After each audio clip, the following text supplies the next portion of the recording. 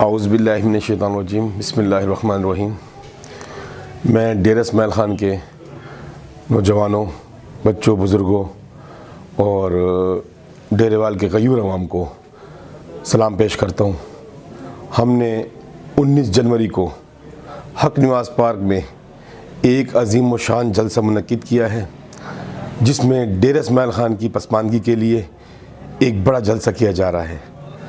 और मैंने कोशिश तो फुल की है कि मैं हर दरवाज़े पर जाऊं, हर दुकानदार के पास जाऊं, हर गली में, हर कूचे में पहुंचूं। वक्त की कमी की वजह से अगर मैं कहीं ना पहुंच पाया तो उसकी मैं माज़रत करता हूं।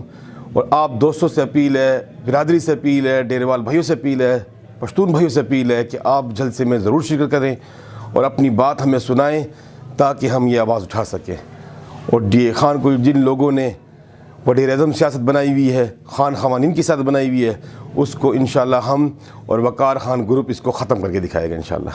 3 बजे कमिश्नरी बाज़ार से नस ख़त्म नबूवत मस्जिद सुहेल राजपूत हाउस से रैली निकाली जाएगी और बाबा डेरे के ऊपर वक़ार ख़ान का हम इस्तकबाल करेंगे।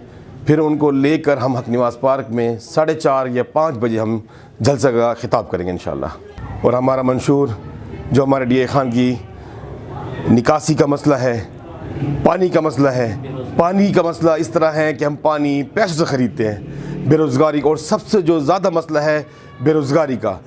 और दौरे हुकूमत के अंदर, पीटीआई हुकूमत के अंदर जितनी बेरोज़गारी अब हुई है पहले किसी दौर में नहीं। हमने इसका ख़ात्मा करना है।